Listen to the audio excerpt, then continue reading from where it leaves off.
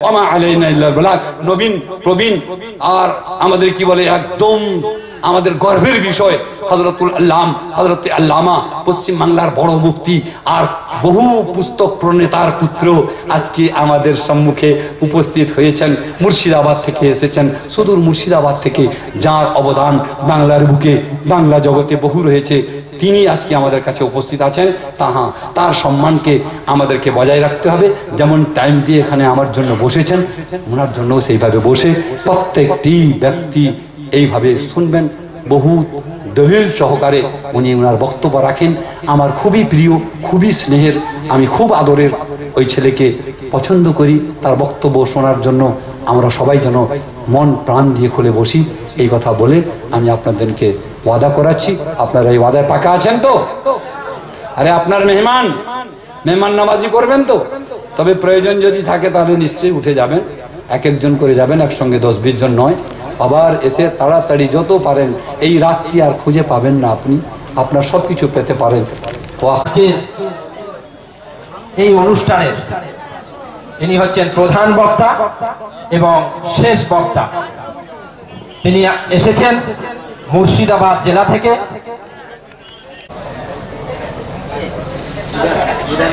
আলহামদুলিল্লাহ আলহামদুলিল্লাহিল ওয়াহিদিল আহাদিস সামাদ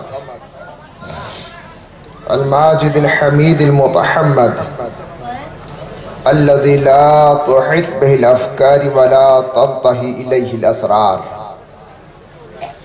لا تدركه البصائر والأبصار والصلاة على رسوله الأعبد وحبيبه الأوحد وأمينه الأمجد أما بعد فأعوذ بالله من الشيطان الرجيم بسم الله الرحمن الرحيم أذن في الناس بالحج آمنت بالله صدق الله المولانا العظيم أهل সুন্নাত ওয়াল জামাতের প্রচলিত প্রথা অনুযায়ী কোরআনের নির্দেশ অনুসারে মুহাম্মাদুর রাসূলুল্লাহ সাল্লাল্লাহু তাআলা আলাইহি ওয়াসাল্লামের উপরে ভক্তি ভরে অন্তর খুলে মুহাব্বতের সঙ্গে দুরূদ শরীফ পাঠ করুন। আল্লাহুম্মা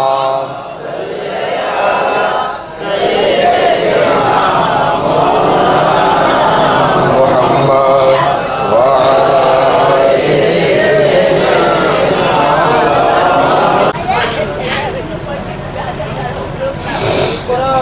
আল্লাহ তাবারাকাল্লাহ তাআলা আলাইহির মাজারের বাৎসরিক অনুষ্ঠানে আসার সৌভাগ্য দান করেছেন।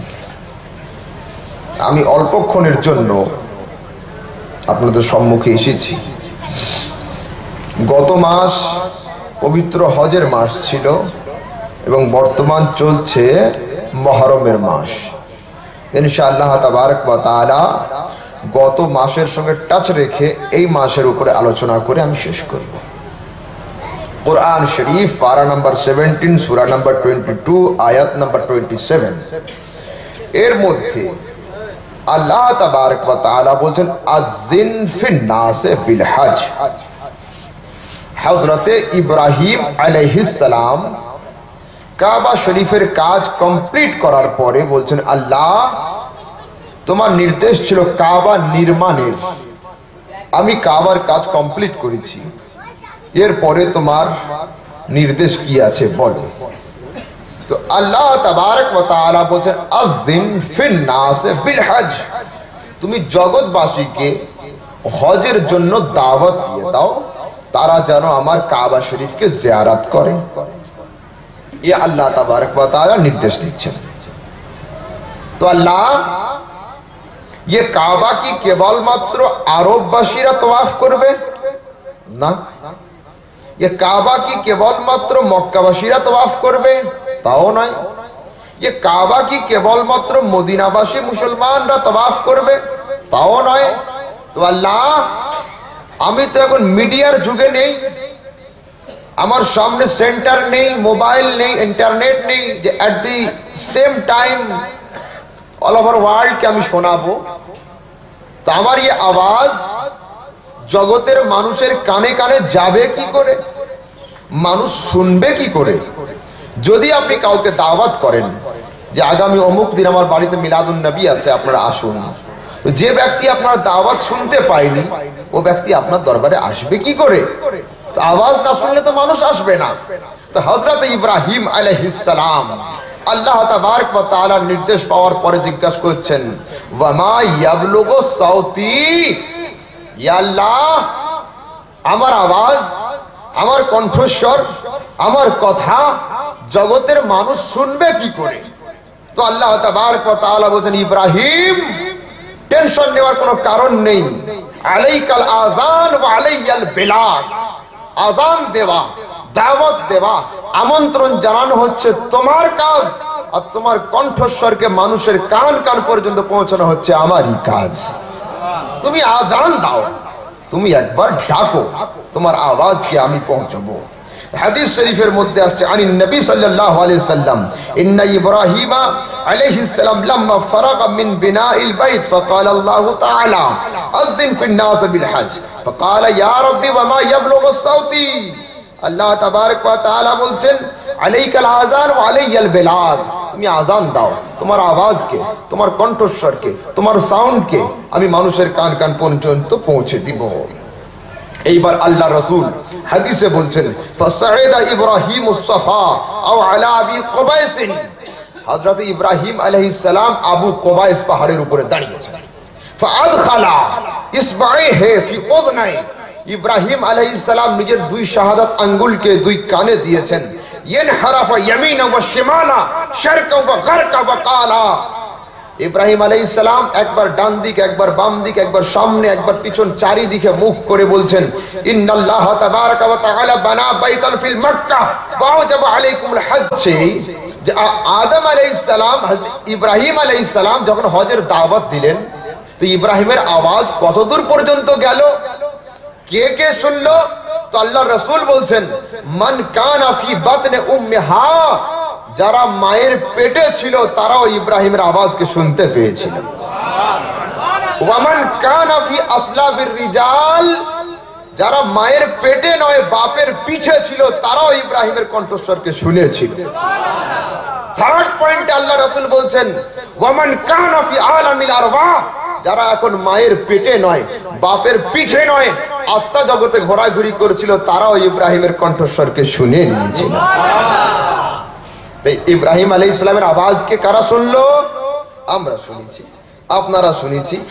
আমরা যে যুগে রয়েছি সেই যুগ অনুপাতে উদাহরণ পেশ করতে হবে। ইয়া রাসূলুল্লাহ, আমরা 2015 সালের নভেম্বর ডিসেম্বরের লোক। আল্লাহ, ইয়ে রাসূল, উদাহরণ আমাদের লাগবে।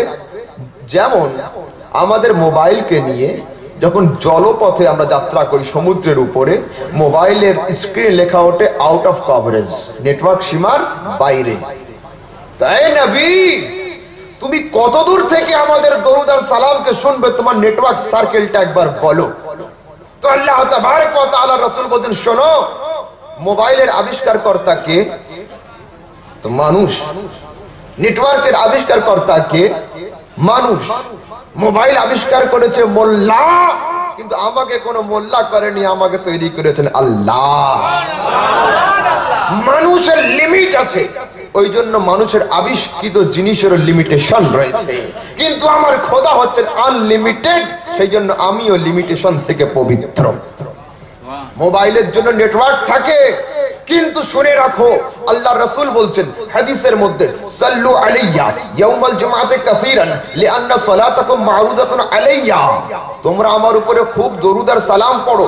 এই রাসূল, আমি কি মক্কা শরীফে গিয়ে দরুদ পড়লে তুমি শুনবে? আমি মদিনাতে কি তোমার মাজারের সামনে গিয়ে দরুদ পড়লে তুমি শুনবে? তার দূর থেকে শুনবে না।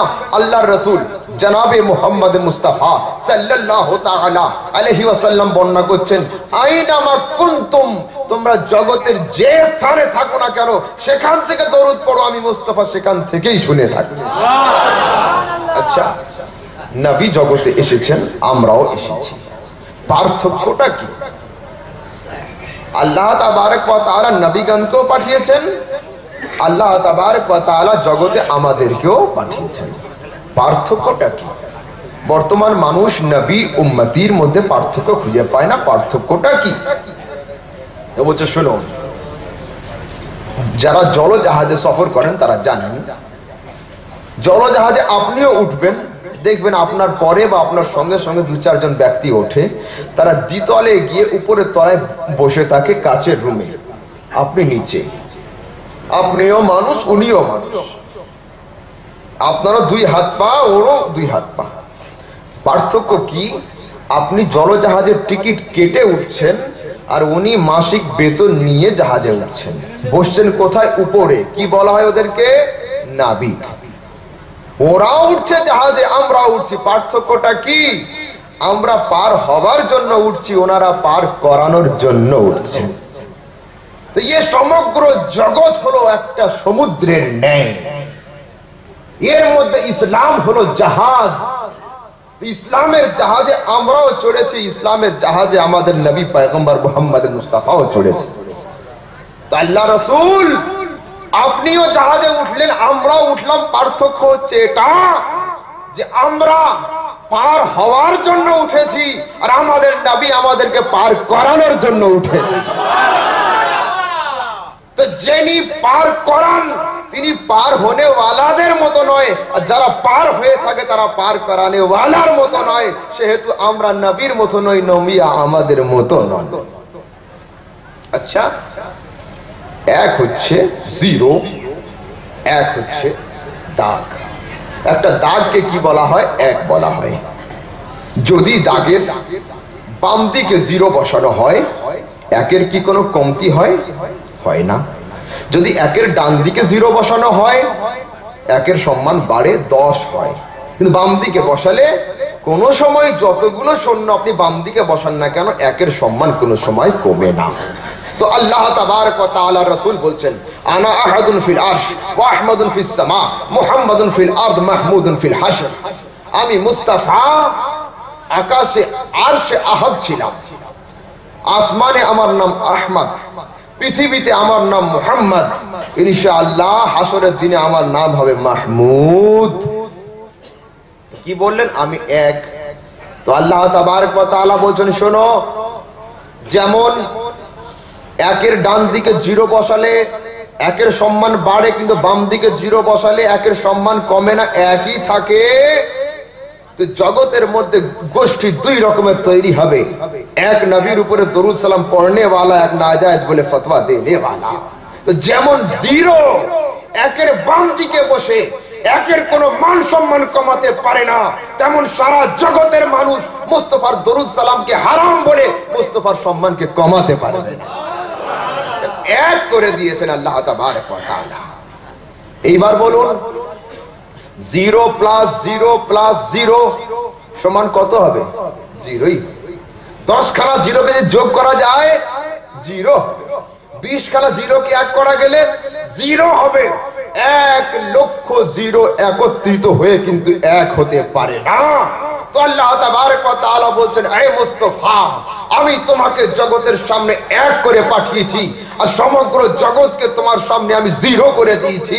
যেমন 1 লক্ষ জিরো একত্রিত হয়ে একটা এক হতে পারে না, তেমন জগতের সমগ্র মানুষ একত্রিত হয়ে এক নবী মুহাম্মদ হতে পারে না।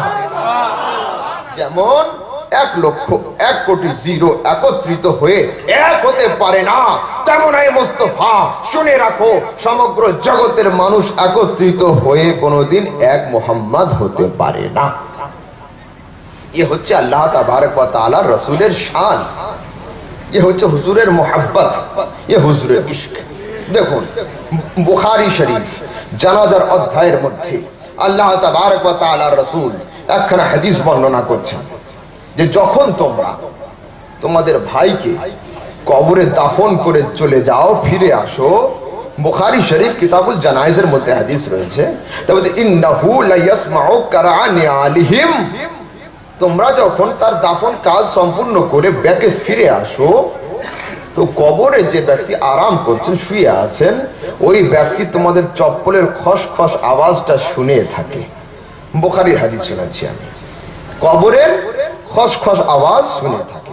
এখানে কিন্তু আল্লাহ তাবারক ওয়া তাআলা রাসূল মেনশন করেননি যে কে শুনে থাকেন। ওলি শুনে থাকেন না, গস শুনে থাকেন না, পীর না, দরবেশ না, নবী না, রাসূল, কারোর নাম নেই। কেবলমাত্র বলা আছে ইন্নাহু লা ইয়াসমাউ কারআন নিয়ালিহিম, যখন তোমরা দাফন করার পরে ফিরে আসো তখন তোমাদের চপ্পলের খসখস আওয়াজটা তোমার ভাই কবরে শুয়ে শুয়ে শুনতে পায়, তখন শুনতে পায়। তো আমি বলছি যে একজন সাধারণ ব্যক্তি, জেনারেল পার্সন যদি কবরে শুয়ে থেকে মানুষের পায়ের খসখস আওয়াজ শুনতে পায়, তো আমাদের নবী মুহাম্মদ মুস্তাফা, নবীদের নবী, পয়গম্বরদের পয়গম্বর, রাসূলের রাসূল, তিনি কি কবরে শুয়ে শুয়ে আমাদের দরুদ আর সালামকে শুনবেন না? বুখারী শরীফের হাদিস শোনাচ্ছি আমি। আচ্ছা, আরেকটা জিনিস আপনারা বলুন, রাসূল সাল্লাল্লাহু তাআলা আলাইহি ওয়াসাল্লামের যুগে, মানে যখন হুজুর জগতে ছিলেন সাহাবায়ে কেরামদের সামনে, তখন কোন সাহাবীর ইন্তেকাল হয়েছে না হয়নি? বলুন, ইন্তেকাল কারোর হয়েছে না হয়নি? অবশ্যই ইন্তেকাল হয়েছে, ইন্তেকাল তো হবেই। তো আল্লাহ তাবারক ওয়া তাআলার রাসূল নিজ তত্ত্বাবধানে তার গোসল, কাফন, দাফনের ব্যবস্থা করেছেন এবং আল্লাহর রাসূল সাল্লাল্লাহু তাআলা আলাইহি ওয়াসাল্লাম নিজে তার জানাজাত নামাজ পড়ে সাহাবীদেরকে নিয়ে তাকে কবরে দাফন করেছেন। ঠিক হয়েছে। এইবার হুজুর দাফনের কাজ কমপ্লিট করার পরে সাহাবায়ে কেরামকে সঙ্গে নিয়ে মসজিদে নববীতে গিয়ে বক্তব্য রাখছেন, বা আসরের নামাজ পড়াচ্ছেন, বা মাগরিবের নামাজ পড়াচ্ছেন। আর ওদিকে ফেরেশতারা আমার নবীকে কবরে নিয়ে জিজ্ঞাসা করছেন, মা কুনতা তাকুলু বিহাক্কি হাযার রাজুল, এই সুন্দর চেহারাবান মানুষ সম্পর্কে জগতে তোমার কি ধারণা ছিল বলো। এটা আপনারা মানেন কিনা যে ইন্তেকালের পরে আল্লাহর রাসূল কবরে আসেন, তাকে দেখিয়ে সওয়াল করা হয়, প্রশ্ন করা হয়, যে এটা বুখারী শরীফের মধ্যে রয়েছে। বুখারী শরীফের মধ্যে কিন্তু তিনখানা প্রশ্নের কোনো নাম নেই। বুখারী শরীফের মধ্যে কেবলমাত্র একখানা প্রশ্নের কথা বলা হয়েছে। বুখারী শরীফের মধ্যে মান রাব্বুকা নেই, বুখারীর মধ্যে মা দীনুকা নেই, মুসলিমের মধ্যে মান রাব্বুকা নেই, মুসলিমের মধ্যে মা দীনুকা নেই। বুখারী আর মুসলিম এই দুই কিতাবের মধ্যে কেবলমাত্র রয়েছে মা কুনতা তাকুলু বিহাক্কি হাযার রাজুল মুহাম্মদ সাল্লাল্লাহু আলাইহি ওয়াসাল্লাম। কেন? তো এর আধ্যাত্মিক ব্যাখ্যা হচ্ছে এই যে আল্লাহ বলছেন মান রাব্বুকা, এটা আমার ব্যক্তিগত প্রশ্ন, এটা আমার নিজের প্রশ্ন, এটা আমার আপন সত্তার প্রশ্ন। এই প্রশ্নের অ্যানসারে বান্দা পাস করবে কি ফেল করবে কারো দেখার কোনো হক নেই। মা দীনুকা, ইসলাম হচ্ছে আমার দিন, এই প্রশ্নে কেউ পাস করবে কি ফেল করবে তোমার দেখার দরকার নেই। যদি কেউ নবীর প্রশ্নে পাস করে যায়, আমি খোদা তাকে জান্নাতি বলে ঘোষণা করে দিই। এই জন্য আল্লাহ তাবারক ওয়া তাআলা বুখারী মুসলিমের মধ্যে আল্লাহর রাসূল তিনখানা প্রশ্নের কথা বলেননি, কেবলমাত্র একখানা প্রশ্নের কথা বলেছেন, সেটা হচ্ছে নবীর প্রশ্ন। এইবার আমাকে বলুন যে আল্লাহ তাবারক ওয়া তাআলার রাসূল নিজে সাহাবীকে কবরে দাফন করে এলেন, নিজে তার কাফনের সময় উপস্থিত ছিলেন, নিজে তার জানাজার নামাজের সময় উপস্থিত ছিলেন। সেই নবী মসজিদে নববীতে বসে সাহাবায়ে কেরামদেরকে নিয়ে বক্তব্য করছেন, নামাজ পড়াচ্ছেন, আবার ফেরেশতাদের সঙ্গে ওই মৃতের কবরে গিয়ে উপস্থিত হচ্ছেন। যে নবী ইন্তেকালের আগে মাটির উপরে থেকে মাটির নিচে কবরে আসতে পারেন, যে নবী ইন্তেকালের আগে মাটির উপরে থেকে মসজিদে প্রেজেন্ট থেকে আবার কবরেও প্রেজেন্ট হতে পারেন, সেই নবী ইন্তেকালের পরে মাটির নিচে থেকে ইচ্ছা করলে মাটির উপরেও আসতে পারেন। হবে কিনা? এটা আমি যুক্তিতে এখন দেখিয়ে দিচ্ছি যে হুজুরের যুগে তো ইন্তেকাল হয়েছে, ইন্তেকাল হয়েছে মানে হুজুর তো আর সঙ্গে সঙ্গে ইন্তেকাল করেন না, উনি উপরে ছিলেন। আচ্ছা চলুন এইবার দেখুন এ সম্পর্কে আজ থেকে 450 থেকে 500 বছর আগের কিতাব, যখন জগতের বুকে কোনো মতবিরোধ ছিল না, আমার আর তোমার বলে কোনো ছিল না, সেই সময়ের কিতাব আল্লামা শাহাব, সেই সময়ের কিতাব কাজী আয়াজ নাসিমুর রিয়াজ গ্রন্থের মধ্যে লিখছেন, ইন লাম ইয়াকুন ফিল বাইতি আহাদুন ফাকুল আসসালামু আলাইকা ইয়া রাসূলুল্লাহ। যখন তোমরা খালি ঘরে প্রবেশ করবে তখন বলো আসসালামু আলাইকা ইয়া রাসূলুল্লাহ। জিজ্ঞাসা করা যে হুজুর এটা কেন বলবো?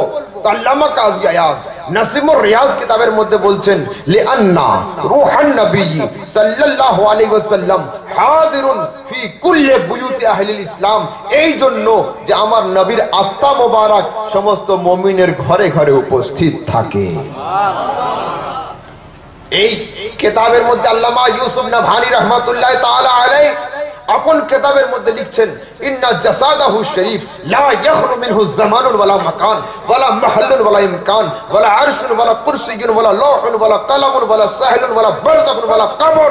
আরে আমার মুস্তাফার দেহ মোবারক, মুস্তাফার আত্মা মোবারক আরশ, কুরসি, লৌহ, কলম, জল, স্থল, পৃথিবী সর্বত্রে বিরাজমান থাকে। নাসিমুর রিয়াজ কিতাব থেকে আমি হাওয়ালা করলাম। দরুদ শরীফ পাঠ করুন। আল্লাহুম্মা সাইয়্যিদিনা মাওলানা ওয়া আলা আলি সাইয়্যিদিনা মুহাম্মদ সাল্লাল্লাহু তাআলা আলাইহি ওয়াসাল্লাম। শুনুন, একটা উদাহরণ পেশ করি। এক ব্যক্তি রাস্তার পাশ দিয়ে প্রত্যেক দিন আপন কারে করে যান। পাশের এক ব্যক্তি জীর্ণ শীর্ণ ফকির বসে থাকা, আসসালামু আলাইকুম, উনি উইন্ডোকে না খুলে চলে যান। এ ভদ্রলোক কিন্তু সালামকে কন্টিনিউ রেখেছে বেচারা। 2-3 দিন পরে ওর দয়া হলো, গাড়ির গ্লাস খুলে বলছে ওয়ালাইকুম আসসালাম। 2-4 দিন সালাম কালাম চললো। 2-4 দিন সালাম কালাম চলার পরে দেখছে ও ফকির ওখানে বসে নেই। অফিসার তো অফিসে যাবেন, গাড়িকে স্টপ করে জিজ্ঞাসা করছে পাশের দোকানদারকে যে এই ব্যক্তি কই।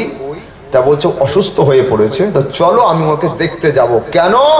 লোকটা আমাকে খুব সালাম দিত। তো এ ব্যক্তি এর খোঁজ করলো কখন?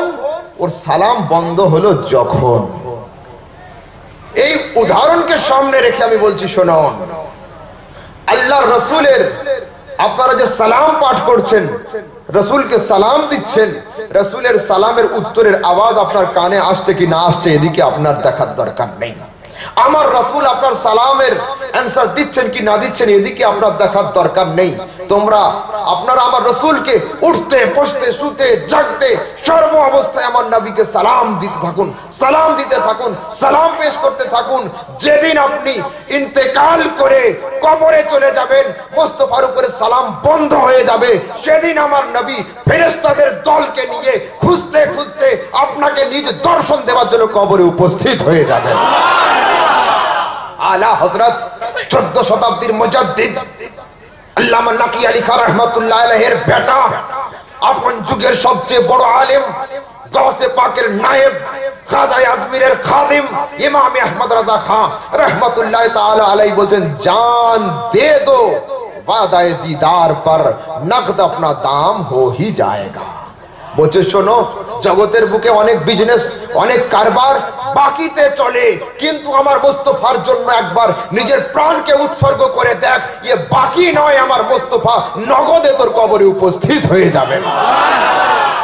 আমার রাসূল নগদে আমাদের কবরে চলে আসবেন, এ হচ্ছে মুস্তাফার শান।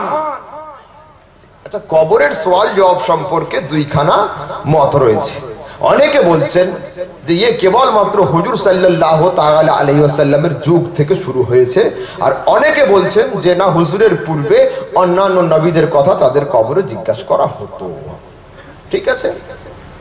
আচ্ছা, বর্তমানে হুজুর সাল্লাল্লাহু তাআলা আলাইহি ওয়াসাল্লামের জাত বা সত্তা, হুজুরকে মৃত প্রমাণ করার জন্য অনেকেই উঠে পড়ে লেগেছে। শুনুন, আহলে সুন্নাত ওয়াল জামায়াতের আকীদা, শান্ত মস্তিষ্কে ঠান্ডা মস্তিষ্কে মশলা বুঝুন, ফতোয়া শুনুন। যদি কোনো ব্যক্তি মরণকে অস্বীকার করে, ও ব্যক্তি কাফের হবে। জগতের বুকে বহু নাস্তিক পাওয়া যায় যে আল্লাহর অস্তিত্বকে মানে না, কিন্তু মরণের অস্বীকারী জগতে কাউকে পাওয়া যায় না। কেন? মরণ সবার হবে, নাস্তিকেরও হবে, আস্তিকেরও হবে। তো যদি কেউ মরণকে অস্বীকার করে, ও ব্যক্তি কাফের হবে। আর যদি কেউ বলে যে না, আমাদের রাসূল মুহাম্মদ সাল্লাল্লাহু আলাইহি ওয়াসাল্লামের উপরে মওত আসেনি, সেও কাফের হবে। কেন? মরণ হচ্ছে আল্লাহর বিধান, মরণ সবার উপরে আসতেই হবে। দেখুন, যদি কোনো জায়গার গ্রামের ডিলার তার চাচতো ভাই আত্মীয়কে ব্লাকে কোনো জিনিস দিয়ে দেয় তো সারা গ্রামে রব হয়ে যায়। ব্লাকে নিজের ভাইপোকে এত লিটার তেল দিয়ে দিল। যদি আল্লাহ তাবারক ওয়া তাআলা নবী রাসূল পয়গম্বরদের উপরে মওতকে না দিতেন তো খোদার খোদাইতে জগৎবাসী প্রশ্ন করত যে নবীরা আল্লাহর কাছের বান্দা তাই নবীদেরকে মওত দেয়নি। হতো কিনা আল্লাহর উপরে প্রশ্ন যে আমাদেরকে মওত দিল, নবীর মওত দেয়নি। সেই জন্য আমার আকীদা হচ্ছে এই যে আল্লাহ রাসূলের উপরে মওত এসেছে, হুজুর ইন্তেকাল করেছেন, কিন্তু প্রশ্ন হচ্ছে হেয়ার আফটার ডেথ, ইন্তেকালের পরে নবীর অবস্থা কি? আমাদের আকীদা এই নয় যে হুজুর ইন্তেকাল করেননি, আমাদের আকীদা হচ্ছে এই যে ইন্তেকালের পরেও আমার নবী জীবিত রয়েছে। এটা আমাদের আকীদা। এটা আকীদা নয় যে আল্লাহ রাসূল মরেননি, হুজুরের উপর ইন্তেকাল মওত আসেনি, হুজুর ইন্তেকাল করেননি, এই আকীদা নয়। এইজন্য দেখুন হুজুর সাল্লাল্লাহু তাআলা আলাইহি ওয়াসাল্লামের শান কি, তার মওতের ব্যাপারটা কি একবার ভালো করে বুঝুন যে হুজুরের মওত কি আর আমাদের মওত কি। আমরা জগতে মরি, আমাদের উপরে মওত আসে, আমরা মরে জান্নাতের দিকে যাই জগৎ থেকে। কিন্তু আমার নবী মুহাম্মদ মুস্তাফা সাল্লাল্লাহু তাআলা আলাইহি ওয়াসাল্লামের উপরে যখন মওত এসেছিল তো আমার নবী জগৎ থেকে জান্নাতের দিকে যাননি, বরঞ্চ মুস্তাফার মওতের খবর শুনে আকাশ থেকে জান্নাত নেমে এসে মদিনাতে চলে এসেছিল। আজও পর্যন্ত হাজিরা গিয়ে জান্নাতুল মুআল্লাকে জিয়ারত করে থাকে, আজও পর্যন্ত হাজিরা গিয়ে জান্নাতুল বাকিকে জিয়ারত করে থাকে। তো মুসলমান, উম্মতির মরণ আর নবীর মরণ, উম্মতের মওত নবীর মওত, উম্মতের ইন্তেকাল আর নবীর ইন্তেকালের মধ্যে পার্থক্য হচ্ছে এই যে আমরা ইন্তেকালের পরে জান্নাতের দিকে যাই, কিন্তু আমাদের নবীর উপরে যখন মওত এসেছিল তো আমার নবী জগৎ থেকে জান্নাতের দিকে যান নাই, বরঞ্চ জান্নাত নবীর জন্য জগতে নেমে এসেছিল। এই হচ্ছে আহলে সুন্নাত ওয়াল জামাতের আকীদা। হুজুর সাল্লাল্লাহু তাআলা আলাইহি ওয়াসাল্লাম তার হায়াত সম্পর্কে, হুজুর যে আছেন এ সম্পর্কে জগতের মানুষের ডাউট হওয়া উচিত নয়। যেমন দেখুন কোরআন শরীফ পারা নাম্বার 26 সূরা নাম্বার 48 আয়াত নাম্বার 29, এই আয়াত খুলে দেখলে পাওয়া যাবে যে হুজুর সাল্লাল্লাহু তাআলা আলাইহি ওয়াসাল্লাম আছেন। পারা নাম্বার 18 সূরা নাম্বার 25 আয়াত নাম্বার 07 এর মধ্যে আল্লাহ তাবারক ওয়া তাআলা বলছেন যে হ্যাঁ হুজুর আছেন জগতের বুকে। এবার দেখুন কোরআন শরীফ শেষ করলাম, এবার আসুন বুখারী শরীফ কিতাবুল জানায়েজ হাদিস নাম্বার 1351 এর মধ্যে হুজুর সাল্লাল্লাহু তাআলা আলাইহি ওয়াসাল্লামের এক সাহাবা উহুদ যুদ্ধের পূর্বের রাতে তিনি বলছেন, বাবু ময়দানের যা অবস্থা, হয়তো আগামী কাল আমি সবচেয়ে প্রথম শাহাদাত বরণ করব, শহীদ হয়ে যাব। বুখারী শরীফ থেকে হাদিস রেফারেন্স করছি। আলহামদুলিল্লাহ, তুমি তোমার ফ্যামিলিকে নিয়ে, তুমি তোমার পরিবারকে নিয়ে, তুমি তোমার ভাইদেরকে নিয়ে ভালো মতো চলো, মেনটেন করো। তো সাহাবীর ছেলে বুখারী শরীফের ভাষায় তিনি বলছেন ফাসবাহনা ফাইন্নাহু মান আউয়ালু কাতিল, যখন সকাল হলো দেখলাম যে হ্যাঁ সত্যি আমার আব্বা প্রথমেই শাহাদাত বরণ করেছেন। যুদ্ধের ময়দানে একাধিক কবর খনন করা সম্ভব হয় না, সেই জন্য হুজুরের এক অন্য সাহাবীর সঙ্গে আমার আব্বার লাশকেও একই কবরে দাফন করে দিলাম, দুইজনকে একই কবরে দাফন করে দিলাম। কিন্তু সাহাবীর ছেলে বলছে যুদ্ধ শেষ হওয়ার পরে ফালাম তুতিব নাফসি আন আতরকুহু মাহুল আখার, আমার মন মানল না যে আমার আব্বা একজন নবীর উচ্চপদস্থ সাহাবা, তাকে এই কবরে রাখলাম আর সেই কবরে একজন জেনারেল পার্সনকেও রাখলাম, আমার মন মানছে না, কিন্তু আমি কি করব আমি ঠিক করতে পারছি না। তো সাহাবীর ছেলে বলছেন ফাস্তাখরাজতু বাদা সিত্তাতি আশহুরিন ফাওয়াজাদতুহু কায়াউমিন ওয়াজাতুহু, আমি চিন্তা করতে করতে ভাবনা করতে করতে 6 মাস পার হলো। 6 মাস পরে আমি সিদ্ধান্ত করলাম যে আমি আব্বার দেহকে স্থানান্তরিত করব। এই চিন্তা নিয়ে যখন আমি কবরকে খনন করলাম তো খোদার কসম প্রথম দিনের মতো আমার আব্বা 6 মাস পরেও কবরে উপস্থিত ছিলেন। 6 মাস পরে আবার আসুন বুখারী শরীফ কিতাবুল জানায়েজ হাদিস নাম্বার 1390। এই হাদিস বাবু মা জাআ ফি কবরিন নবী সাল্লাল্লাহু আলাইহি ওয়াসাল্লাম অধ্যায়ের মধ্যে লেখা রয়েছে যে হযরতে মা আয়েশা সিদ্দিকা রাদিয়াল্লাহু তাআলা আনহার হুজরা মুবারকের মধ্যে আল্লাহ তাবারক ওয়া তাআলা রাসূলের দেহ মুবারককে দাফন করা আছে। সঙ্গে হযরত আবু বকর সিদ্দিকও আছেন, হযরত ওমর ফারুকও আছেন। তো হুজুরের সাহাবায়ে কেরাম বলছেন যে ও হুজুরের মাজার শরীফের একটা ওয়াল পড়ে গিয়েছিল, একদিককার ওয়াল ভেঙে গিয়েছিল। তো আমরা যখন সংস্কারের জন্য মাটিকে সরালাম তো একটা পা মোবারক বেরিয়ে পড়েছিল। তো সাহাবায়ে কেরাম বলতে ফাফাযু ওয়া যান্নু আন্নাহা কাদামুন নবী সাল্লাল্লাহু আলাইহি ওয়াসাল্লাম, আমরা ধারণা করলাম যে এই পাটা হয়তো হুজুর সাল্লাল্লাহু তাআলা আলাইহি ওয়াসাল্লামের হবে, কিন্তু আমাদের কনফার্ম কেউ বলতে পারছিল না যে এই পাটা কার, কার পবিত্র পা। তাই বলছে এমন সময় উরওয়া ওখান থেকে যাচ্ছিলেন, তিনি বলছেন আল্লাহ খোদার কসম করে বলি মা হিয়া কাদামুন নবী মা হিয়া ইল্লা কাদামু ওমর, এটা আমার রাসূলের পা নয়, এটা আমার রাসূলেরই গোলাম, রাসূলেরই ভক্ত, রাসূলেরই মুরিদ, রাসূলের সাহাবা হযরত আবু বকর সিদ্দিকেরই পা। এই মাজার রিপেয়ারিং এর কাজ কবে শুরু হয়েছিল? The repairing work was started 87 Hijri. At the time already 64 years passed, but the body of Sahaba saved in the grave. আরে এক নয় দুই নয়, ইন্তেকালের 64 বছর পরে নবী তো নবী, নবীর গোলাম, নবীর সাহাবীর পা যদি আপন কবরে সঠিক অবস্থায় থাকে তো আমার নবী ইন্তেকালের পরে মাটি তাকে কি করে খেতে পারে? বুখারী থেকে শোনাচ্ছি আমি। আবার আসুন মুসলিম শরীফের মধ্যে আল্লাহ তাবারক ওয়া তাআলার রাসূল বলছেন, ये हदीस मुस्लिम शरीफ किताबुल ईमानेर मध्य हदीस नंबर 172, निसाई शरीफेर मध्य 1178, अबू नुआइम अल मुस्नद किताबेर मध्य बर्णना करছেন عن ابي هريره قال قال رسول الله صلى الله عليه وسلم لقد رايتني في الحجر وقريش تسالوني عن مصرايا فسالتني عن اشياء من بيت المقدس لم اثبتها فقربت قربة ما قربت مثله قط فرفعه الله لي وانظر اليه। আল্লাহর রাসূল বলছেন যখন আমি মেরাজ থেকে ব্যাক করলাম, ব্যাক করার পরে আমি মক্কাবাসীকে বললাম যে আমি মেরাজে গিয়েছিলাম, আমি মেরাজে গিয়েছিলাম। কিন্তু মক্কার কাফেরদের সব সময় চরিত্র ছিল নবীদেরকে ডাউন করা। মক্কার কাফেরদের সবসময় চরিত্র ছিল, ইচ্ছা ছিল, এটা প্ল্যান ছিল, এটা টার্গেট থাকতো, এটা যে নবীদেরকে ডাউন করে দেওয়া, নবীকে ফেল করানো, নবীদেরকে প্রশ্ন করে বসিয়ে রাখা। আবু জাহেল আল্লাহর রাসূলের মুখ থেকে শুনেছেন হুজুর মেরাজে গিয়েছিলেন। হযরতে আবু বকর সিদ্দিকের নাম আবু বকর সিদ্দিক হলো কেন? তা আবু বকর সিদ্দিক বাড়িতে বসে রয়েছেন, আবু জাহেল দৌড়ে গিয়ে বলছে আবু বকর শোনো, তোমার নবী মুহাম্মদ দাবি করছেন আমি মেরাজে গিয়েছিলাম। তা আবু বকর সিদ্দিক বলছেন না, আমার রাসূল এরকম অমান্তর দাবি করবেন না। আবু জাহেল বলছে ওয়া ইয়াকুলু আলআন জালিসুন ফিল মসজিদ, বিশ্বাস না হলে উঠে গিয়ে মসজিদ দেখে এসো, এখনো পর্যন্ত নবী মসজিদে বসে এই দাবি করছেন যে আমি মেরাজে গিয়েছিলাম। তো আবু বকর সিদ্দিক জায়গা ছেড়ে ওঠেননি, নবীকে যাচাই করতে যাননি।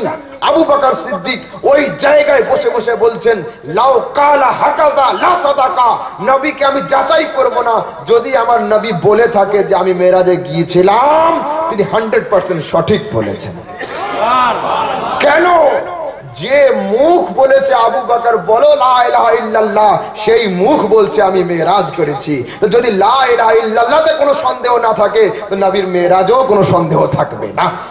তো হুজুর বলছেন আবু বকর তোমার এত বড় ঈমান, তুমি আমাকে যাচাই করতে আসলে না, শুনে রাখো সমস্ত জগতের মানুষ তোমাকে আবু বকর বলবে আর আমি তোমাকে সিদ্দিকে আকবর বলে দিয়ে দেব, আমি তোমাকে জগতের সবচেয়ে বড় সত্যবাদী বলবো।